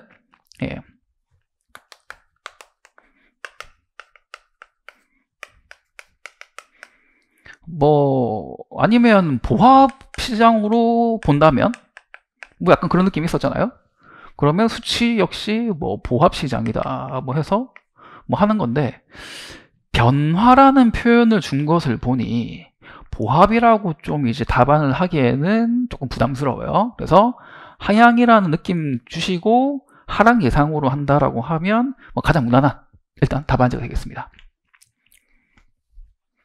근데 제 답안 보면 좀 신기하죠? 제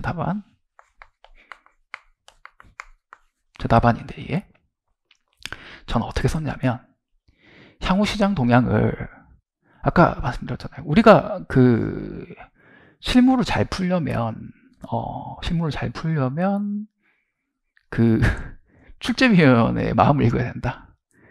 여러분들이 아무리 MBTI가 그 T라고 하더라도 우리 공부할 때는 F가 좀 돼야 되거든요.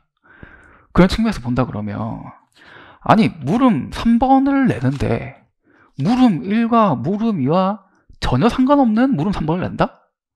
조금 생각하기 힘들죠.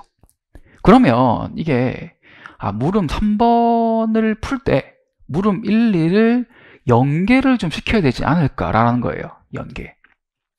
그래서 우리 이 구한 이 금액 활용하고 이 금액도 활용을 하면 좋겠다라는 것이고, 그러면 여기서 이제 이 MPV든 PIR을 할 때 어쨌든 현금리 평가, 투자 수익이 있고 현금 수령가, 그 다음에 투자 비용이 있단 말이죠. 그러면 요 내용을 물음 1 내용, 특히 개발 완료 시 적정 매수 금액, 요 금액을 가지고 이것을 투자 비용으로 하나 놓고 여기 수익가액을 투자 수익으로 놓으면 두 개를 놓고 그거를 가지고 지금 이 숫자의 변화를 보여주면 좋지 않을까. 그러면서 조금 어려울 수 있습니다. 그러면서 지금 하나 안 쓴 자료가 있어요. 8페이지 자료 7번 자본 환원표. 도대체 이건 왜 준 거냐 이거죠. 왜 준 거냐? 왜 줬어? 쓸 데가 없는데 앞에? 아무리 봐도 없어요. 없단 말이죠. 그리고 아니 이자율을 4%는 5%는 이거 그럼 많이 쓴다 그러면 4%를 쓰라는 건지 5%를 쓰라는 건지 말도 없어요. 그러면 이게 어떤 느낌? 4%와 5%를 가지고 현가를 해볼까라는 거예요. 변화잖아요. 변화. 그럼 26년 기준에서 금액을 하나 이제 이 수치를 하나 만들고 1년치를 현가를 해서 한 개 더 만들면 두 개 변화를 만들 수가 있죠. 근데 변화를 만들 때 똑같은 율로 할인하면 변화가 없잖아요. 1년 뒤에 MPV나 지금 MPV 똑같죠. 할인율이 똑같으면. 그럼 할인율을 다르게 써야 한다라는 거죠. 다르게. 그러면 이게 조금 더 다시 가서 토지 있는 금액이 똑같다. 건축비는 올라간다. 뭐죠? 비용 올라가는 거예요. 위험이 더 크다는 거죠. 근데 여기 뭐죠? NOI 미미하게 내려가다가 보합, R 미미하게 올라가다가 여기 내려가다 보합, 비용 미미하게 올라가다 보합. 뭐죠? 지금 이 수익가격 자체가 하향세가 조금 있다가 지금 직선으로 간다라는 거예요. 그러면 수익은 거의 고정돼 있다. 비용은 올라간다. 그러면 할인율을 쓸 때 더 낮은 할인율, 더 높은 할인율. 참 많이 왔습니다. 많이 왔어요. 예. 그래서 향후 시장 동향을 얘기를 할 때 물음 1에서 구한 매수 가격, 물음 2에서 구한 수익 가격, 매수 가격은 올라간다. 수익 가격은 비슷하다. 여기 맞춰서 이 두 개 구조를 그대로 맞춰서 내려오면 색깔을 좀 맞출게요. 시장 자체를 매수 가격은 올라가고 그 다음에 수익 가액은 비슷하다.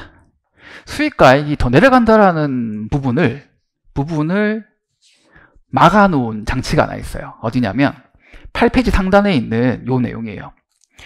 아니 지금 임대료 변동률 자체에 대해서 회계 모형 자체가 이렇게 유의하다라고 했어요.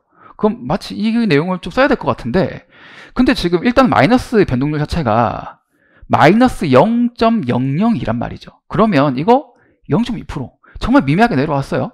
일단 여기까지는 오케이인데 그 다음 이라고 보시면 이를 장기간 추이로 보기 어렵다라는 심사평가서 이게 있단 말이죠. 장기간 추이로 보기 어렵다. 마이너스인데 계속 마이너스가 아니라 마이너스 가다가 이게 장기간 추이도 아니서 그러면 예, 이거나 이거잖아요. 근데 올라간다는 내용은 없으니까 보합. 그러면 앞에는 맞죠. 여기 변동, 여기 변동, 이 변동들이 추세들이 변동이다라는 거예요. 그래서 이 변동인 거죠. 마이너스라기보다는. 뭐 어쨌든 그 부분까지 제가 활용을 한 거예요. 그래서 매수 가격에 대응되는 내용과 수익 가격에 대응되는 시장 동향을 다르게 썼어요. 저는 답안지를 보시면 다르게 썼고 여기 맞추어서 매수 가격을 인플로우, 수익 아니 되죠? 아웃플로우죠. 예.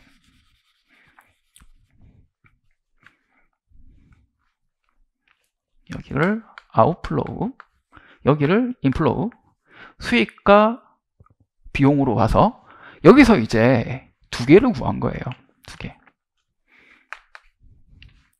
26년 기준에서 하나 구하고 25년으로 현가한 거 하나 구하고, 그래서 20년도 기준 해가지고 MPV, PI를 구해봤어요.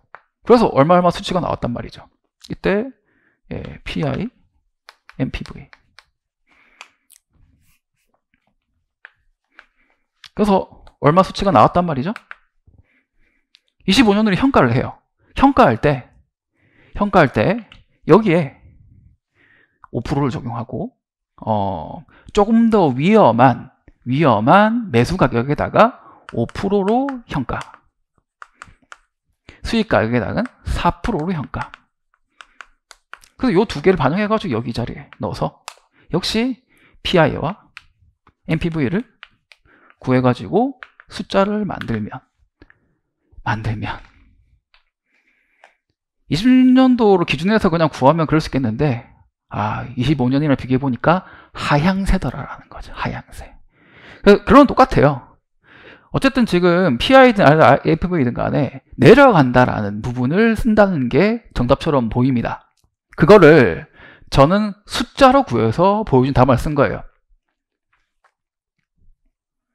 전체적인 자료의 배치 구도, 그리고 주어진 자료를 최대한 활용, 이 자료를 안 버린단 말이에요. 최대한 활용, 그리고 여기서 말했던 구조식을, 산식을 활용해서 변화를 보고 싶다.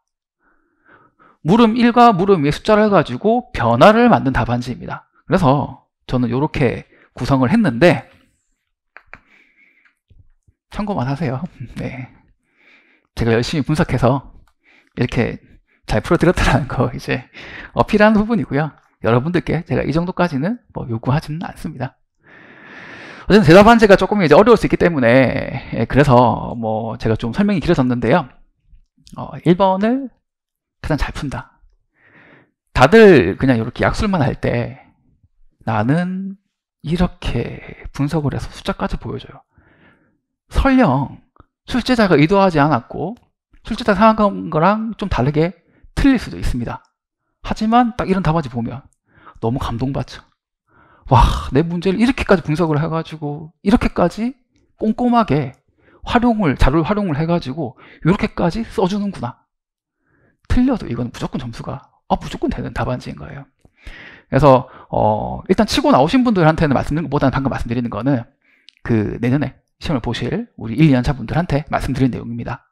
남들보다 조금 더 분석하고 남들보다 조금 더 어필을 하게 된다 그러면 답안지가 천편일률적으로 약술 좀 하다가 그냥 끝나는 건데 거기서 완전 대스타가 될 수 있다는 거예요.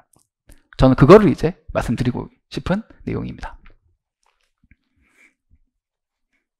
자, 1번은 여기까지 하겠습니다.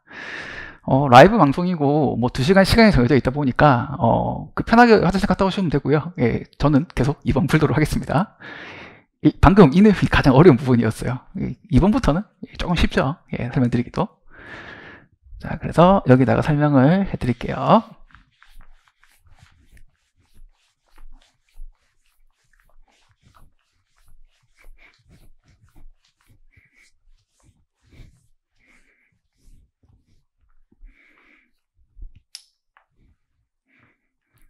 자, 문제 2번이고요.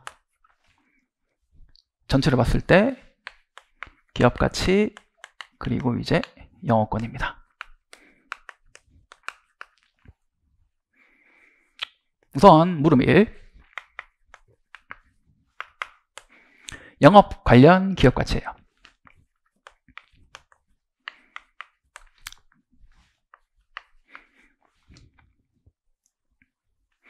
그럼 우리가 FCFF와 WACC를 구해가지고 형가 합을 하면 다 끝나는 부분이었습니다. 그래서 뭐 산식이에요. 여러분들이 잘 알고 계신 거고.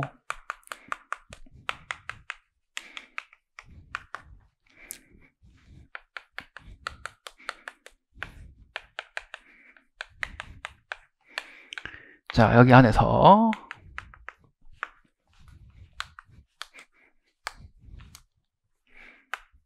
자, 이렇게 산식이 구성이 되죠. 그러면 우리는 항상 이제 해야 될 것이 WACC를 잘 구하고 FCFF를 잘 구하면 되는 부분입니다. 자, 그래서 제가 이제 항상 말씀드렸던 게 우리는 뭐부터? 숫자를 맞출 수 있는 것부터 해야죠. 그러면 항상 WACC를 먼저 구해야 됩니다. 그래서 이제 요거 자기자본 비율에다가 자기자본 비용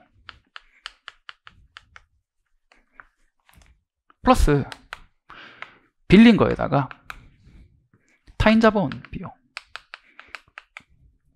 이렇게 구하잖아요. 그래서 요 내용을 쭉 따라가서 하나하나 해결을 하시면 되는데 자료는 다 주어져 있습니다. 자료 9번에 우선 첫 번째, 두 번째 줄 13페이지예요. 대상기업의 자본구조는 제시된 24년 12월 31일 현재 재무상태표 기준 결정한다.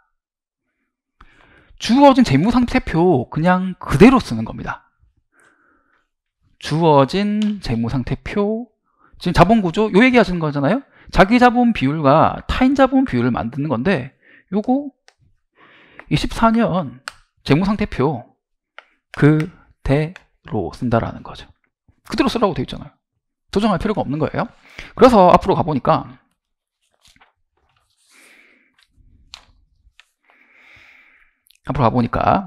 그러면 자기자본이 뭐냐? 자본금 1억 2천. 타인자본은 뭐냐? 이거 빌린 돈만 얘기하는 거잖아요. 이자부 부채. 그러면 단기차입금, 장기차입금 해가지고 1,800과 6,200 더하면 8천만 원이 돼요. 8천만 원과 1억 2천. 뭔가 아름다운 숫자가 나왔죠? 총 2억에 자기자본 6, 타인자본 4 이렇게 되네요.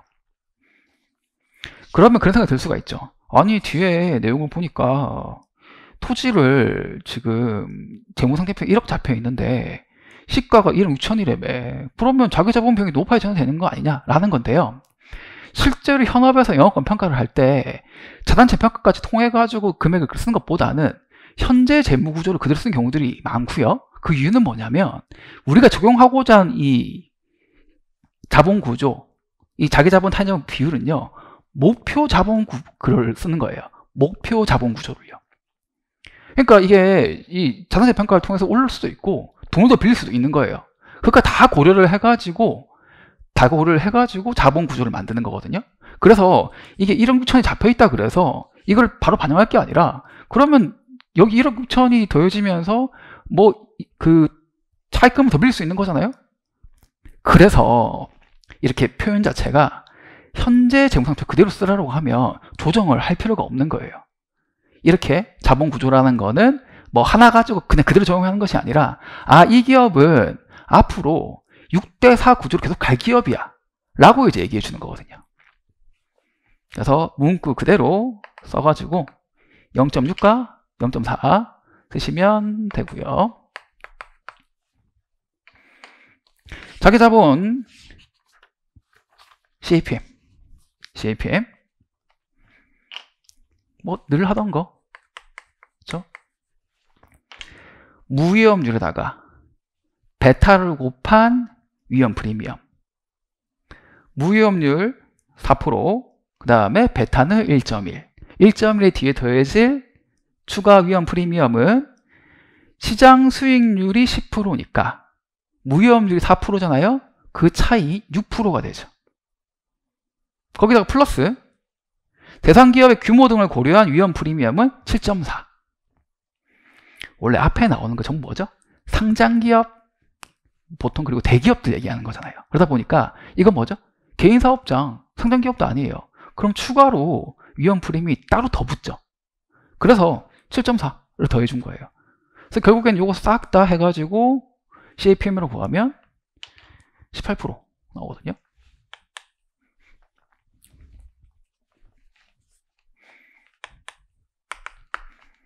타인자본 비용 8점이라고 나와 있네요. 여기다가 법인세, 이자율에다가 1-T인데, T가 좀 어려웠다. 아까 말씀드렸죠? 요거 뭐? 소득세율. 그럼 최종적으로 얘가 몇 프로가 나오냐면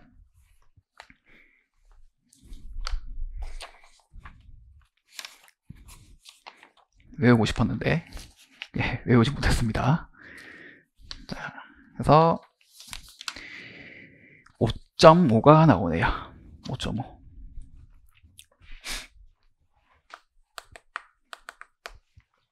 전체 가중평균 하면 현재 13%.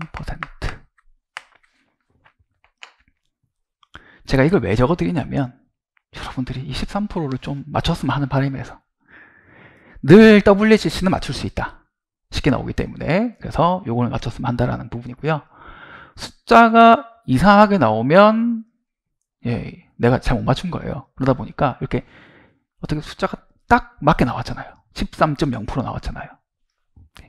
그런 이제 아름다운 숫자를 보여주셨길 바랍니다.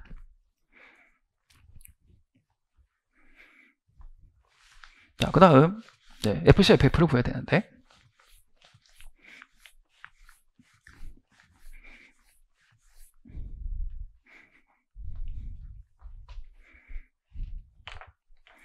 FC, FF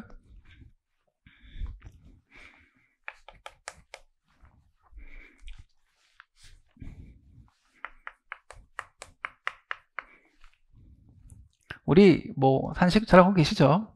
우선은 쭉 가는 흐름 안에서 영업이익까지 구해야 되는 부분, 매출액, 매출 원가를 빼면 매출 총이익이 나오고 여기서 이제 판매 관리비 빼면 뭐가 나온다? 영업이익이 나오죠. 영업이익이 영어로 EBIT죠. 여기서 다시 이제 FC, FF를 가려면 EBIT에다가 1-T 세후로 만들어줘야 되고 여기서 감가상각비는 다시 더해주고 자본적 지출은 빼주고 거기다가 추가 운전 자본은 빼거나 더해주고 해서 최종적으로 FC, FF가 나오죠. 우선 주어져 있는 10억은 24년 거였습니다. 손익계산서가 24년 12월 31일자 24년 1월 1일부터 24년 12월 31일까지 발생한 거예요. 우리는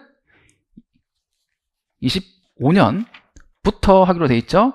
25년 1월 1일부터 일기가 시작됩니다. 그러면 이거 10억은 연기 매출액. 오케이, 됐죠? 그러면 이 자리에는 10억에다가 변동률이죠.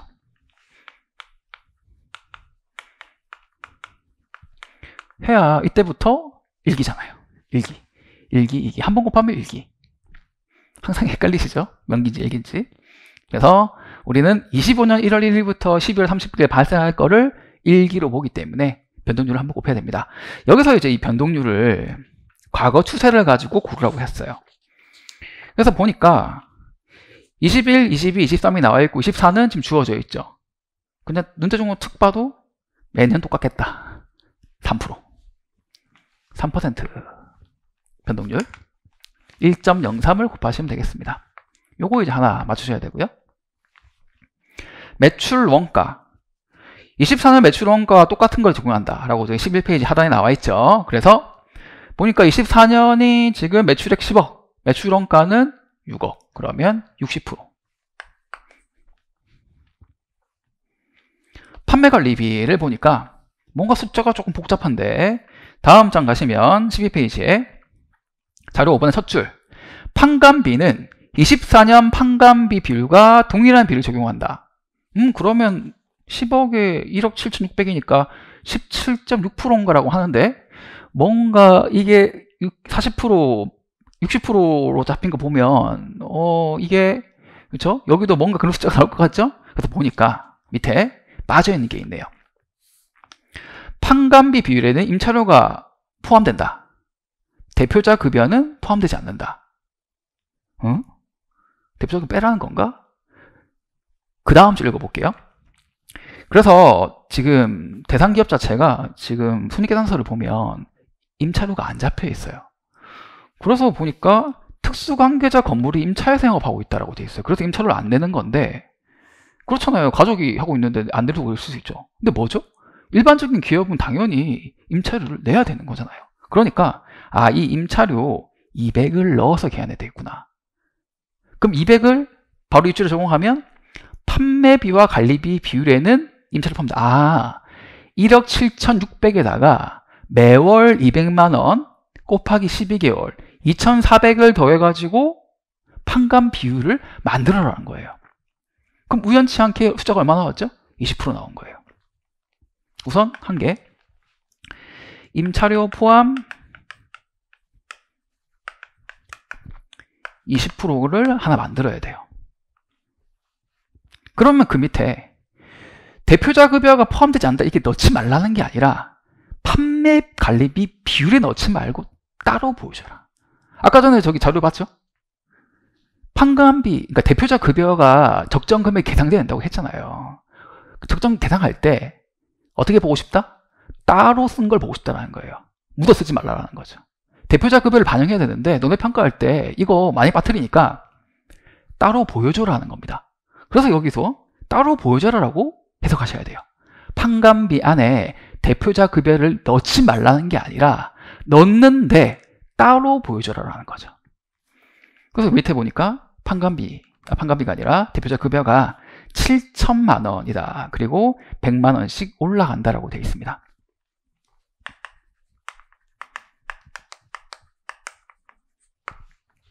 이게 또 조금 어려웠습니다. 뭐 다 괜찮은데 임차료 포함해서 20% 만드는 것 따로 보여주는 게 어려웠어요. 따로 보여주는 게. 그러면서 이제 보시면 뭐 기여하고 있다고 되어 있잖아요. 사장이. 취지 말씀드렸죠. 대표자는 당연히 이 기업을 위해서 일을 해야 될 관리자예요. 관리자고 그 관리자의 기여를 통해서 매출이 나오고 우리는 이걸 가지고 기업 가치를 구해야 되는 거고, 그러면 대표자 급여는 비용이 반영이 되어 있어야 되는 거고, 그리고 추가로 영업권이잖아요. 영업권. 대표자 급여가 공제된 비용으로 빠져든 상태에서 그 이상의 추가가 영업권인 거지, 대표자 급여비 포함된 건 영업권, 추가 수익으로 보기 없는 거잖아요. 그래서 비용으로 다 넣어주셔야 되는데 문제에서 의도한 거는 따로 보여달라는 겁니다. 자, 여기까지 했으면 이제 이 영업이익 EBIT를 구했고요. 아까 결정했던 소득세 넣으시면 되고, 오늘 여기 판관비가 아니라 감가상각비와 자본지출은 요거 상계된다 해가지고 안 써도 되죠? 안 써도 되고, 추가 운전 자본 해서 요거는 이제 우리 30회 때 나온 그 내용이죠. 회전율 가지고 구하는 그 내용입니다. 그래서 회전율을 통해 가지고 요거 추가 운전 자본까지 잘 보여주면 되겠습니다. 운전 자본 소요율 15% 되거든요. 그래서 매출액 증가분에다가 15%를 더해 가지고 추가 운전 자본을 계속 빼주시면 되겠습니다.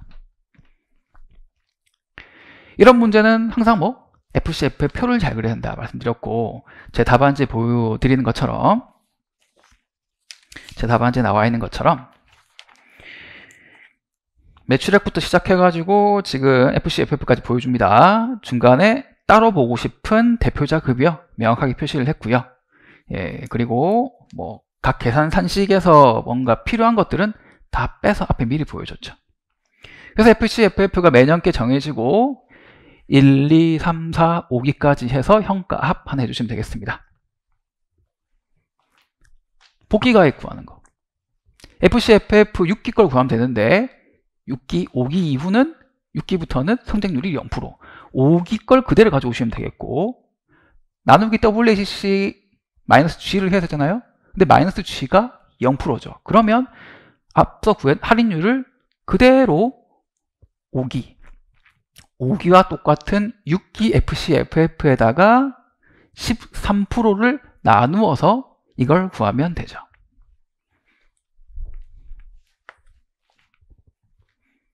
FCFFN이 아니라 나누기 WACC 마이너스 플러스 G 요거죠.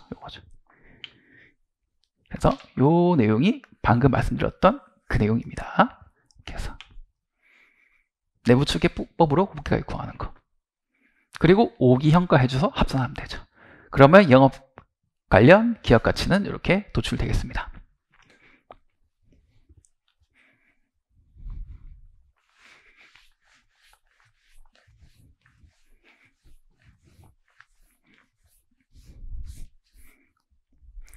영업 투하자본 구해볼까요? 마지막 물음 2.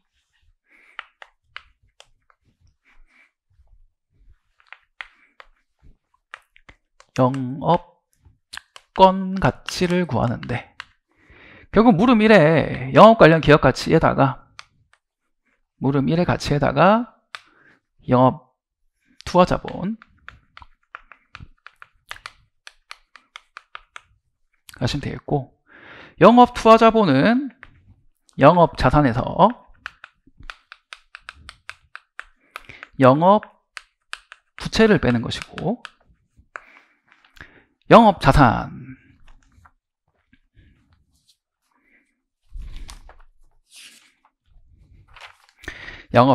쭉 볼 때 우선 자산 총계가 나와 있잖아요. 337이 있는 건데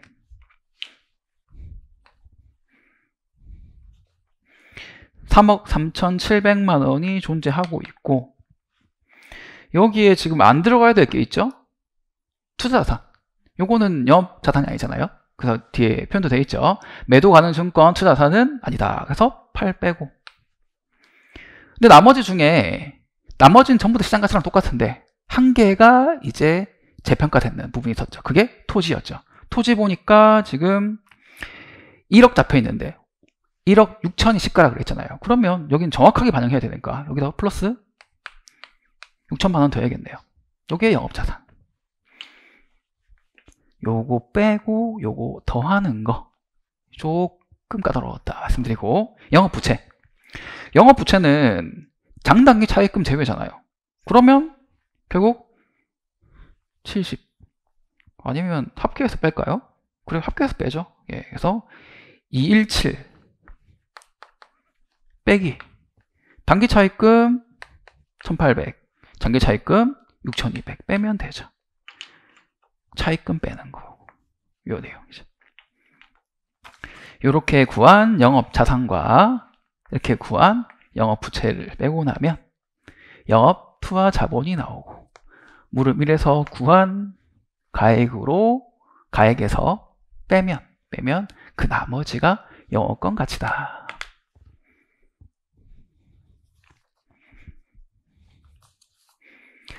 문제 1번이랑 다르게 뭔가 계속 흘러가는 느낌이 좀 있죠. 그 말인즉슨 사실 이제 중간중간에 이런 부분, 뭐 이것도 조금 까다롭다고 치면 뭐 이런 부분들 빼면 나머지는 조금 노멀하게 좀 맞춰줘야 되는 부분이었다라는 부분인 거죠. 그래서 제가 이렇게 색깔 표시한 부분만 이제 변별력이 있는 부분인가요? 참고해 주시고 바로 이어서 3번 보도록 하겠습니다.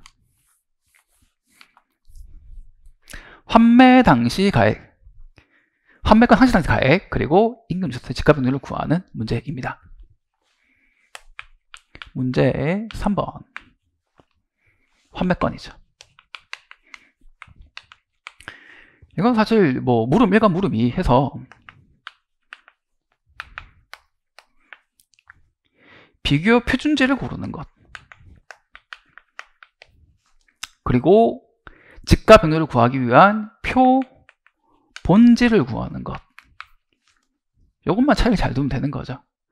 그래서 두 개에 대해서 이제 핵심적인 부분, 표준지는 해당 사업 영향을 반영하고 표본지는 반영하지 않고 구한다. 그러다 보니 표준지 2개, 표본지 2개를 각각 골라야 되는데 1번이 있고 2번이 있다. 1번이 있고 2번이 있는데 어떻게 하는지 볼까요?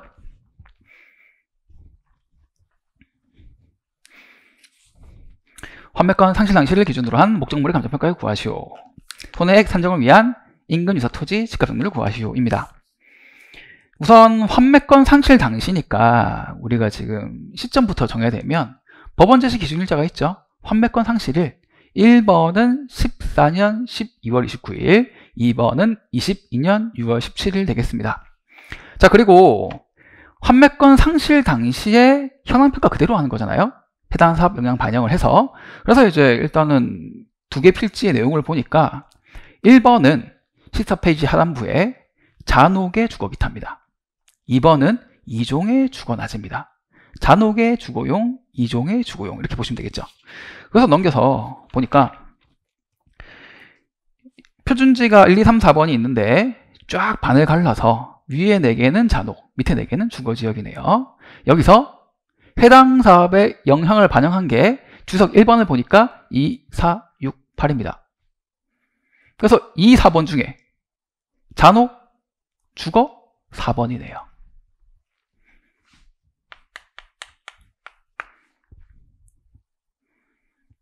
6번, 8번 중에 6번은 3종이네요. 우리 2종이잖아요. 그러면 8번.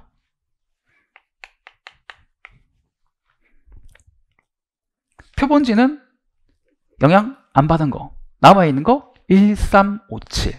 1, 3번 중에 1번은 전이라서 안 되네요. 3번. 5번과 7번 중에 둘 다 2종 주건데 뭐 해야 되지? 라고 보니까 다음 페이지에 5번은 환매권 상실 당시잖아요. 이 표본지 자체는 표현 자체는 2개를 구하는 거죠. 하나는 소유권 상실 시점에 가액 하나 구하고 하나는 환매 시점에 가액 하나 구해서 2개를 비교해서 집값 변동을 만드는 거잖아요. 그러니까 그러면 우선은 표본지를 구할 때 금액을 2개야 구해야 되는데 우리 늘 얘기하는 그거 있잖아요. 뭐 취득 당시 하나 구하고 그게 오늘의 소유권 상실 당시인데 취득 당시 하나 구하고 요거는 환매 당시 구하는 건데 취득 당시의 내용을 보니까 1번 같은 경우는 시점이 2008년 08년 2번은 16년 환매는 아까 14년이랑 22년이라 그랬죠. 그래서 14년, 22년의 표준지를 고르는 거는 뭐 이렇게 어려운 게 아니고 역시 표본지 역시 14년, 22년 거 골라야 되는 건데 취득 당시인 08년과 16년도 있어야 되는 거잖아요. 그래서 보니까 지금 2번 같은 경우 2번에 대응되는 해당 사업에 영향을 받지 않는 표준지를 보니까 5번과 7번이 남았는데 5번은 다음 페이지에 보니까 16년도가 없어요. 그러면 자연스럽게 7번으로 가는 거죠.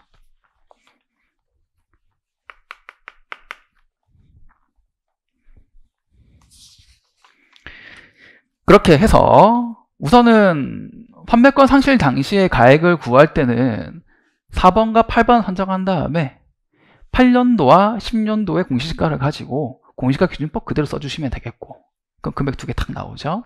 네, 면적 잘 곱해주시고 자, 그 다음 표본지 가지고 이제 인근 유사 토지 집값 백률을 구할 때는 3번을 가지고 08, 16년 정확하게는 2008년 중간에 날짜가 나와 있죠. 네, 12월 29일 그리고 16년도에 6월 17일 거를 각각 구해주시면 되겠고 하나 3번 7번 가지고 3번 7번 구하고 3번, 7번 가지고 14, 22 거 하나 또 구해주시면 두 개의 금액의 변동률을 가지고 인근 유사토지 지가 변동률을 결정하게 됩니다. 왜 이렇게 구해야 되는 것까지는 설명 안 드려도 되겠죠. 네, 워낙 뭐 수업 때 많이 설명드렸던 내용이다 보니까. 네, 그래서 우리 그 문제 3번까지 이렇게 구해봤습니다. 요거는 뭐 날짜 때문에 제가 잠깐 두서없이 설명드렸지만 딱 봐도 좀 이제 맞춰야 될 부분인 것처럼 보이시죠? 네, 그래서 잘 맞춰주길 바라고요. 자, 마지막 4번 문제인데요. 약술이니까 제가 간단하게 이제 답안지 보면서 설명을 드리도록 하겠습니다. 자, 우선 물음 1번에서 유연분묘에 분묘기지권이 성립될 수 있는 요건을 3가지만 설명하시오라고 되어 있습니다. 3가지만이라고 되어 있죠? 그럼 3가지만 쓰셔야 돼요. 4개, 5개 쓰면 안 좋아한다 라는 부분입니다. 3가지만 되어 있으니까. 답안지 보시면 제가 뭐 승낙형, 시효취득형, 양도형 되어 있는데요.